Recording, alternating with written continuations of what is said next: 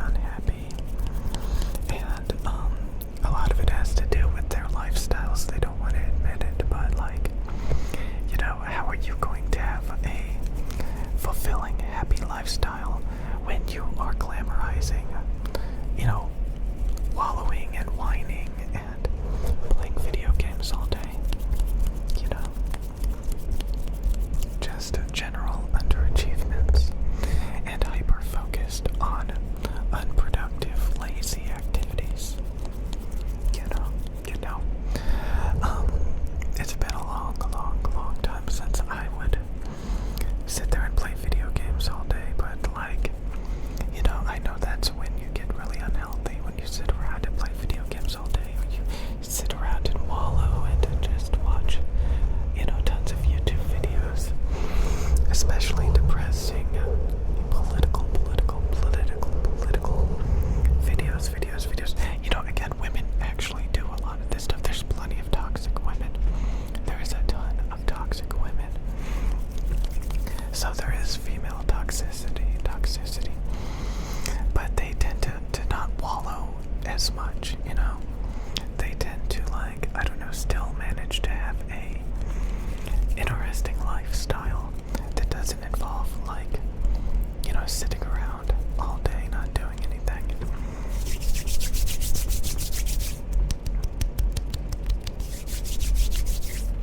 I don't know. It's just because they're just more social in general. Social in the right ways. While men on the other. I don't know. I think gaming is dying. Honestly, I think gaming is dying. I think a perfect example is PewDiePie. PewDiePie used to like babysit people while, you know, playing video games. Everybody would sit around and watch PewDiePie playing video games. Watch PewDiePie. There's even a South Park episode where, you know, they just watch PewDiePie all day. And PewDiePie quit gaming. PewDiePie got a life. PewDiePie realized there's more to life than gaming. I remember Pokemon talked about how she wanted to, like, quit gaming and be like all of these women that cared about fashion and makeup and real life things, instead of playing video game match after video game match after video game match on Twitch. She wanted to have like a normal life, not trapped in a video game. What's that game called that she would constantly play? I'm sure she still plays it because, like, she has contracts and that's how she makes money. But every now and then you realize, like, hey, I would much rather be doing something like that's real and, you know, is actually fulfilling. But I think a lot of men don't spend a lot of time doing things that are real and fulfilling. Instead, they wallow in delusion and obsessions.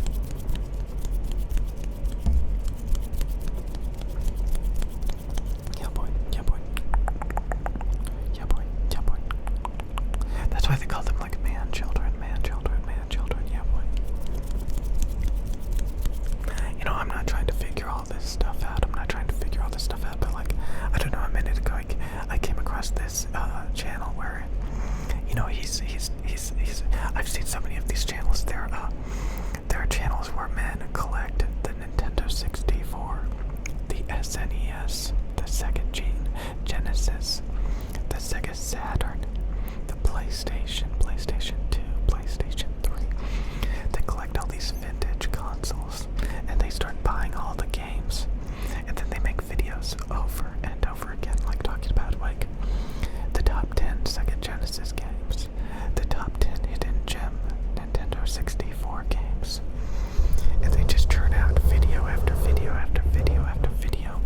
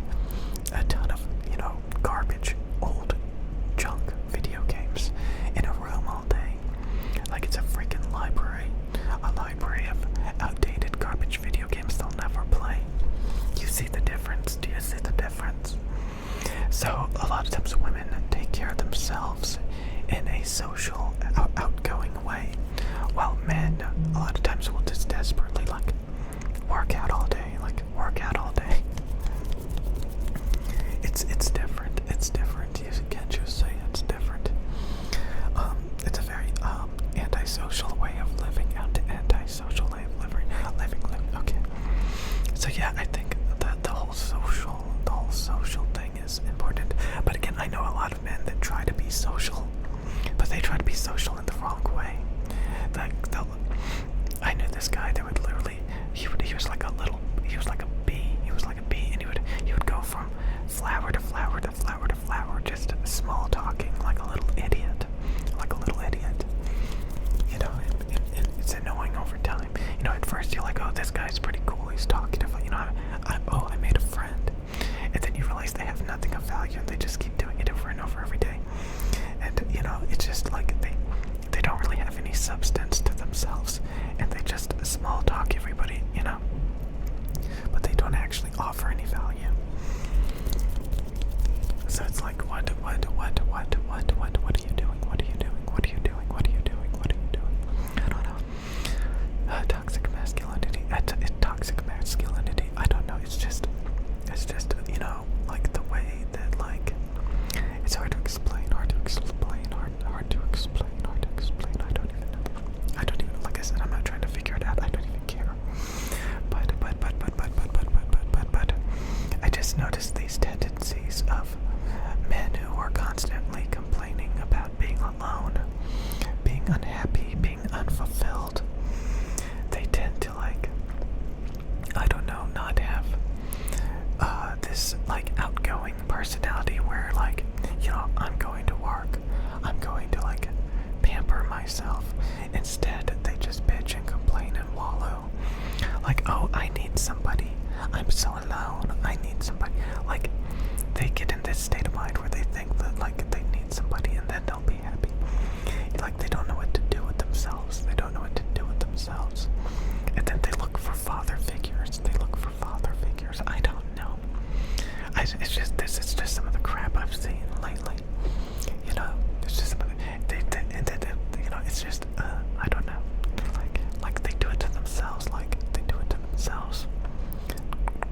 Okay. Hey guys, this is going to be my first ever ASMR video. So be sure to leave in the comment section down below how well I do. Yeah boy. And I've got The Hunger Games. How many of you have read or watched the Hunger Games movies? Yeah, I'm watching The Hunger Games right now a minute ago before I started making this video. It's kinda crazy.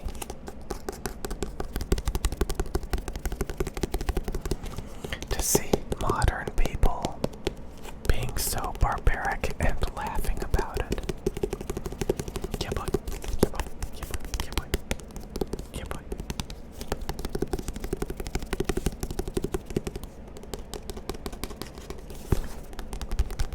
Apparently my wife has read this book several times.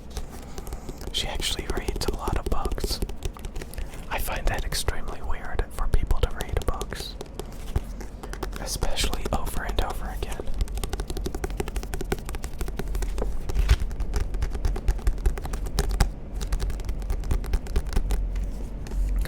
Jesus.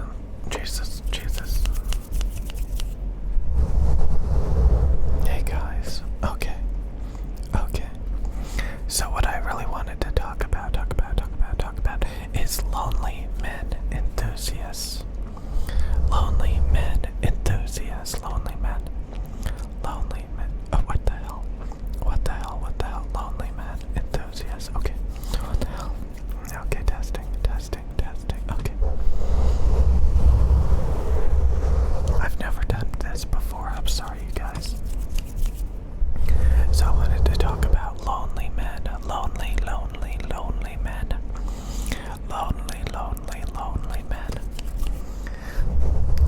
Say you're a guy and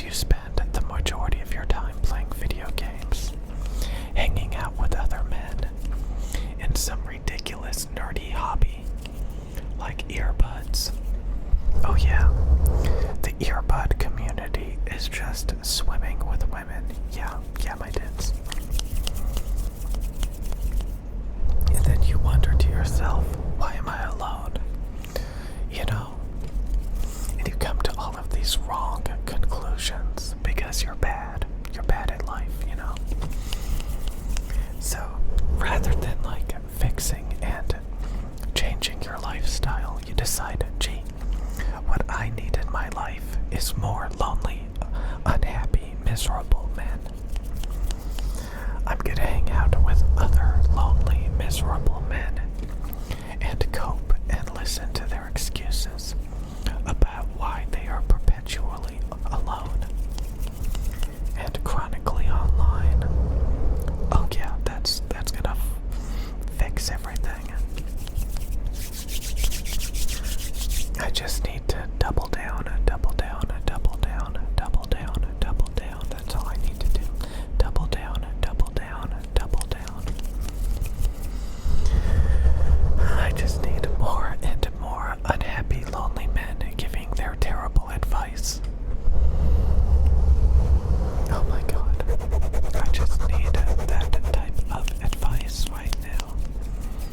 I just want to hear other perpetually alone, chronically online men's opinions. I just want to listen to all of their insecurities, all of their autistic obsessions. And that will finally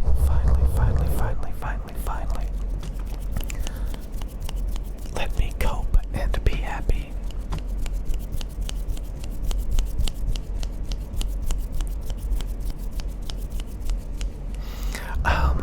I think after being in a lot of different enthusiast communities,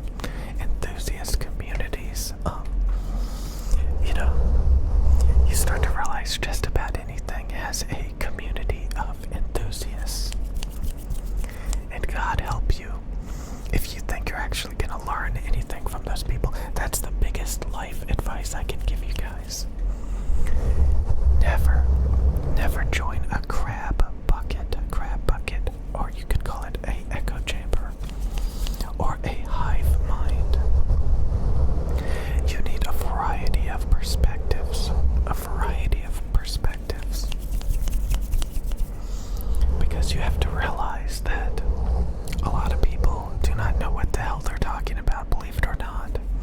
A lot of people do not know what the hell they're talking about. And we just have way too many people gathering together. You would assume they would figure things out in large numbers. But no, instead, it's like a crab bucket. You're not allowed to grow. You're not allowed to have your own opinions. You're not allowed to prosper. Because everybody else in the community, in the hobby, wants to hold you down and keep you stupid.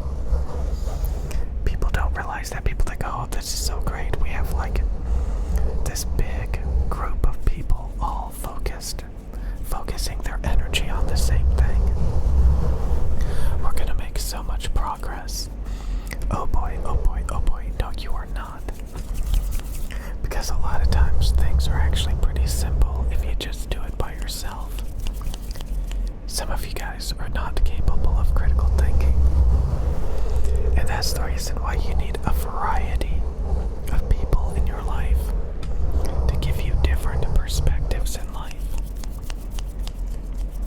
Because a lot of you guys don't know what the hell you're talking about. A lot of you guys have really, really bad advice. And when you hang around a lot of like-minded people with the same bad advice, a echo chamber, people that have a obsession with something, you start to realize it's actually kind of funny. It's actually kind of hilarious that you start to see this everywhere. Groups of people with the same hive mind, seething, bitter, unhappy, in a big group together. You know, birds of a feather flock together.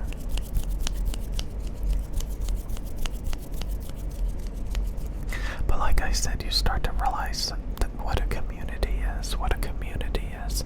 And technically, you don't want to be a part of a community. You want variety. You don't want to hear talking points. You don't want to hear what you want to hear. You don't want to be in a people talk about the algorithm and,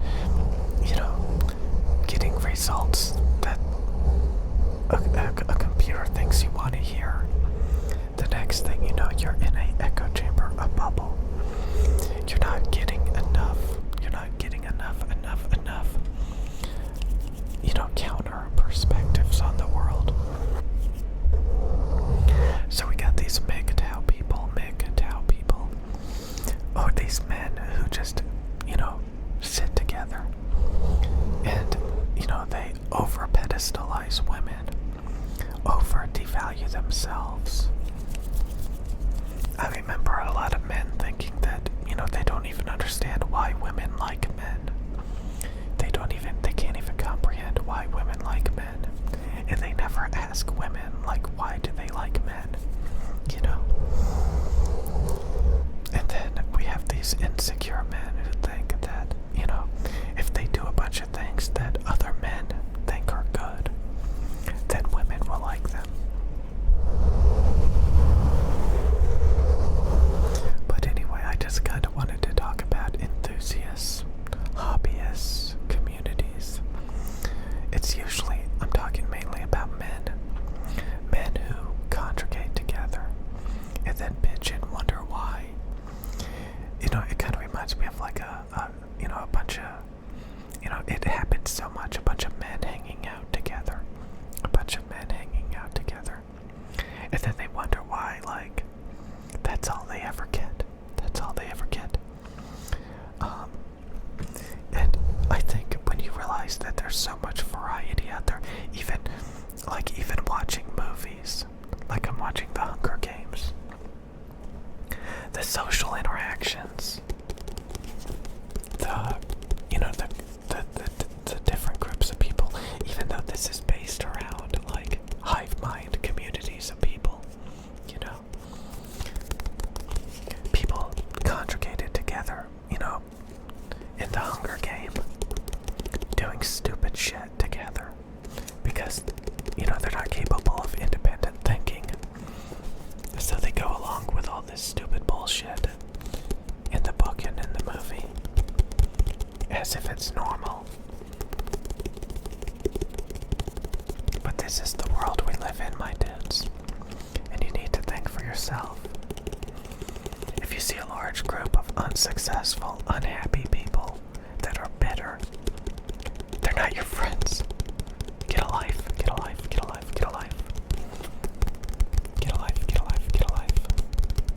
Find a new hobby, find a new community. Stop trying to cope and feel better. Oh God, it's terrible. We meet again, my little skippity toilets. Yeah, boys. Oh, let me look at my skippity toilets real quick. Skippity. Skippity. Let me open my skippity stuff, my little skippity toilets. Oh yeah, skippity toilet. Okay, that's what I'm talking about. Okay, it's skippity toilet time. You, my little skippity. Skippity.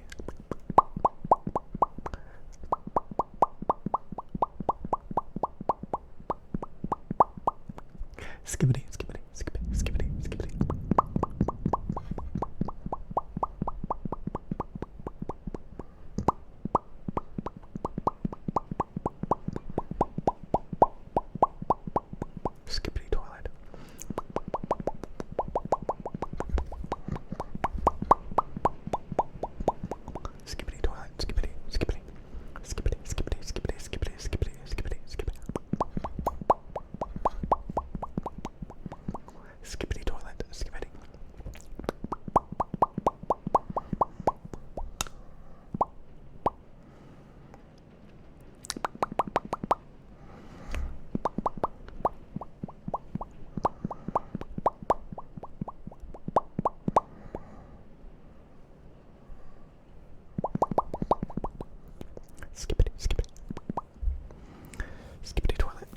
Skippity toilet. Skippity. Skippity toilet. Skippity. Skippity toilet. Skippity toilet. Skippity toilet. Skippity toilet. Skippity toilet. Okay, skippity. My little yams, okay. Listen, my skippity toilets. You guys are my favorite skippity toilets. You may not be the best skippity toilets, but you guys are getting to be some of the world's best skippity toilets. I've been an INTJ my whole life. I've been a perfectionist, super serious. I rarely prospect unless I need to. I don't prospect, I judge, I evaluate, I narrow in. But prospecting, INTPs, they go out, they expand. INTJs, they narrow in and they perfect and they get the best. Prospecting, they look around, they want more stuff. They're wild and crazy, and they care more about the journey rather than the finish. I care more about the end results, but a lot of people care more about the journey. The journey, the details, the nuances. I want a summary of a book. I want to know how it ends. What's the point? But some people who prospect, they want to know the little nuances throughout the story. The things that you wouldn't necessarily think mattered. Those little hidden gems, those little things. See, typically I'm like the rabbit. I'm judging. I just want to get to the end, and I just want to get to the finish line. All the little sceneries throughout the journey, I don't care. Just get me to the finish line. I want that end result. I want that finished feeling. But the turtle, he's slow and steady, and he just takes in all of the scenery. This son of a bitch doesn't care if he's going to win. He doesn't care if he's going to win. He just wants to go along for the ride. He wants to take it all in. Because what's really at the end of the finish line? It's something to think about. My little skippity toilets. You want some chapstick? You want some strawberry chapstick? Strawberry chapstick, my little ham-hams? My little ham-hams? Oh, the cut is starting to get a little bit better. My finger. See that cardboard cut right there? Oh boy, my little ham-hams. You want some chapstick? You want some chapstick, my little ham-hams? Want some chapstick, my little...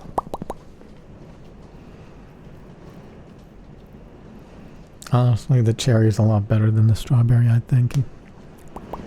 But again, it's not about what's better, it's about the experience. Sometimes you just want a strawberry experience.